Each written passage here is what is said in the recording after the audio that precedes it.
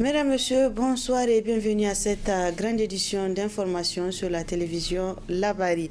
La loi de finances 2023 du Niger est connue. Elle est de l'ordre de 3 milliards 291 francs CFA. Les députés nationaux l'ont examiné et adopté mercredi 30 novembre 2022, tard dans la nuit. C'était en présence du ministre des Finances et de son staff. L'opposition parlementaire a voté contre ce projet de loi. Le reportage avec Hassan Saleh, Mustafa et Ibrahim Abdou.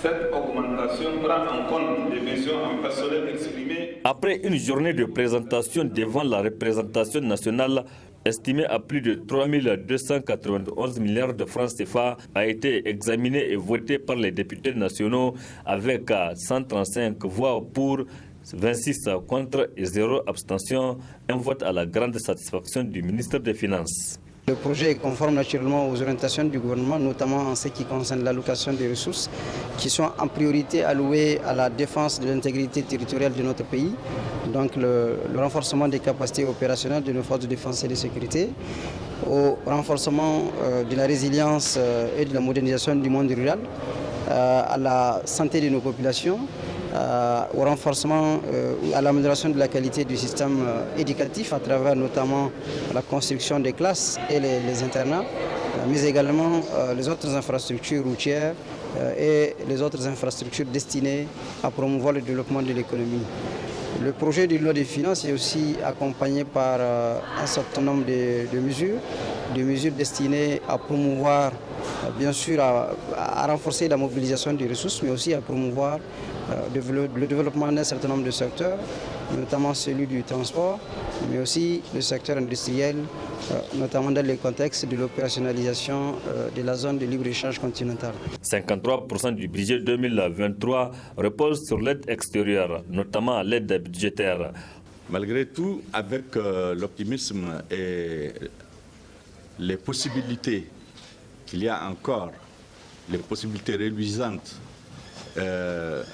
de relèvement du prix du pétrole, de notre pétrole, et le relèvement du prix de l'uranium courant 2023, on estime qu'il y a quand même des mesures d'atténuation. Malgré tout, malgré ces perspectives, le gouvernement a été prudent donc, en s'engageant dans un budget effectivement de prudence. Le gouvernement a pris toutes les dispositions pour mobiliser les ressources tant internes qu'externes. Dans mon propos ce matin, elle est également décidée de tout mettre en œuvre pour le recouvrement des appuis extérieurs. Pour l'opposition parlementaire qui n'a pas voté ce budget, c'est indigne pour le Niger qui, malgré sa richesse, il continue à compter sur l'extérieur pour financer une grande partie de son budget. Ce budget a été élaboré essentiellement sur des recettes de l'extérieur, à hauteur de plus de 53%. Le budget 2023 va être financé par l'extérieur. Et qui dit extérieur dit qu'il n'y a rien de logique. Parce que vous ne pouvez pas brader la souveraineté de tout un État et avec l'extérieur. Vous ne pouvez pas vouloir travailler, vouloir faire prospérer un État pendant ces 12 mois à venir sur la base des recettes aléatoires. Aucun pays aujourd'hui ne peut te donner de l'argent sans contrepartie.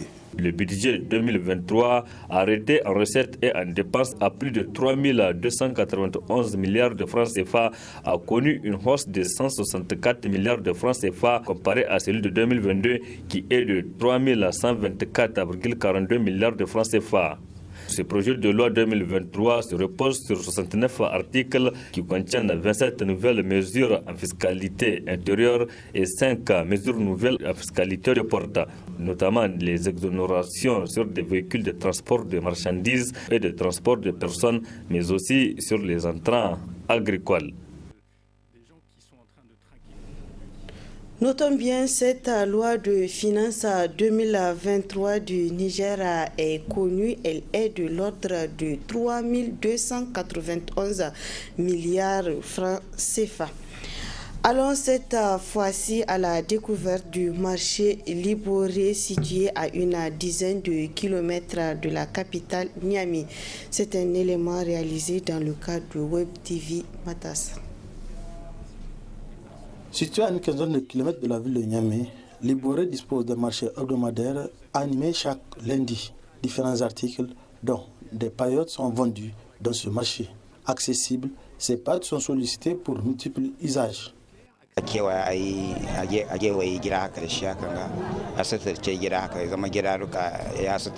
vraiment utile. Avec, on peut faire des hangars, servir de toit ou de murs de concession. Compte tenu de la demande, la commercialisation des paillotes ne peut qu'être lucrative, comme c'est le cas pour ce revendeur. Ça fait une dizaine d'années que j'exerce ce commerce et par la grâce de Dieu, je tire mon épingle du jeu. Au-delà du monde rural, les paillotes sont également utilisées en milieu urbain comme Niamey. Ce reportage a été réalisé grâce à l'appui de IMS. Les lampions se sont éteints mercredi soir sur le forum Saraounia de l'ONG Debo Ara. C'était à travers un concert organisé à la place AB de l'université Abdou Moumouni de Niamey en présence d'un public venu nombreux. À rappeler qu'auparavant, des panels ont émaillé cette première édition du forum. Le compte rendu avec Boubacar Ibrahim et Nasser Saïdou.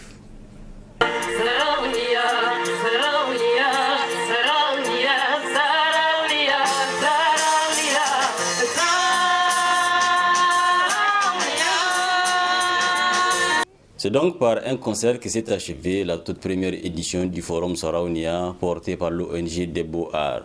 Il s'agit à travers ce forum dont le thème est « Contribution de l'art à la réduction des violences basées sur le genre dans un contexte d'extrémisme violent », de contribuer à la réduction des inégalités et de faire la promotion du genre féminin en les incitant à beaucoup plus d'engagement. Une initiative que le secrétaire général de l'UNUN dit le capital. À travers mon discours, j'aimerais simplement édifier, dire l'importance d'une thématique telle que la violence basée sur les femmes et aussi l'importance de l'accompagnement à l'égard des femmes. Je l'ai dit à travers les propos précédents que si le monde existe tel qu'il est aujourd'hui, c'est parce que quelque part il y a eu des femmes. Les femmes, ce sont nos mamans, les femmes, ce sont nos sœurs, les femmes, ce sont nos femmes, les femmes, ce sont nos copines. Et à travers toutes nos activités, on ne peut pas réussir sans pour autant qu'il y ait les femmes. Le monde est tel qu'il est parce qu'il a existé des femmes. Donner la parole à la femme, c'est libérer pas seulement la femme, mais c'est libérer le monde entier. Je suis aujourd'hui ému de voir qu'au Niger, dans notre pays, il y a de telles activités qui commencent à voir le jour et qui se créent de jour au jour pour permettre à la femme d'avoir véritablement la place qu'elle mérite dans la société. Après plusieurs prestations qui n'ont pas laissé le public venu nombreux indifférent, la promotrice des 10 forums tire un bilan qu'elle déclare de satisfaisant. Satisfaite parce que au-delà du forum, au-delà de tous les travaux, nos voix sont entendues aujourd'hui. Aujourd'hui, on est devant un public qui est là, qui nous a écoutés, un public qui est vraiment édifié sur notre combat. Pendant 48 heures de travail, je ne peux dire que alhamdoulilah, sincèrement, que ce soit à l'ouverture, pendant les travaux, les panels, que ce soit le concert live du clôture, on est vraiment, on ne peut qu'y dire alhamdoulilah, sincèrement. Grâce aux réseaux sociaux, grâce à la participation de nos panélistes, un coucou à tous nos panélistes qui ont bien voulu venir répondre à l'appel des jeunes, qui nous ont édifiés sur plusieurs thématiques, à savoir la violence basée sur les genres, l'extrémisme violent violent, paix et sécurité, le leadership féminin. Un bonsoir et vraiment un grand merci à tous ces panélistes. Merci aussi aux participants qui viennent de plusieurs régions du Niger, qui sont restés 48 heures ici à N'Gambé pour écouter, pour pouvoir transmettre le message de tous ces panélistes, le message des jeunes, loin dans les localités, dans toutes les localités du Niger. Ainsi, après cette étape, rendez-vous est donc pris pour la 10e édition avec beaucoup plus d'engagement et de participation. En Afrique du Sud, l'avenir du président reste incertain, mais les hauts responsables de son parti, l'ANC, ont reporté leur réunion. Cyril Ramaphosa est pris dans un scandale encore accentué par un rapport parlementaire. Il peut être destitué et ou donner sa démission. Le compte rendu. Le sort de Cyril Ramaphosa, suspendu à la décision de son parti. Après la publication d'un rapport accablant estimant qu'il aurait pu enfreindre la loi, le chef d'État est dans la tourmente. Les faits reprochés à Cyril Ramaphosa sont connus depuis le mois de juin dernier. Il est accusé d'avoir caché un vol à la police. Un cambriolage survenu en 2020 dans une de ses luxueuses propriétés. Sur place, les malfaiteurs découvrent 4 millions de dollars en liquide, dissimulés dans des coussins. Un butin non signalé par le chef de l'État ni aux autorités ni au fisc, mais qui selon lui proviendrait de la vente d'animaux. L'opposition appelle à la démission du président et à des élections anticipées. Les criminels ne signalent pas les crimes lorsqu'ils se font voler le produit de leurs crimes. Le Parlement décidera mardi prochain s'il ouvre une procédure de destitution, un processus qui requiert un vote à la majorité des 2/3 à l'Assemblée, une assemblée dans laquelle le parti présidentiel détient une confortable majorité. Le Congrès national africain a donc entre ses mains l'avenir politique de Cyril Ramaphosa. L'actuel président avait été élu après la démission de Jacob Zuma, lui-même empêtré dans des affaires de corruption, un fléau que Cyril Ramaphosa avait promis d'éradiquer. Voilà, mesdames, messieurs, c'est ainsi que se referme cette édition. Merci à vous de l'avoir suivi et restez en compagnie des programmes de la télévision Labari.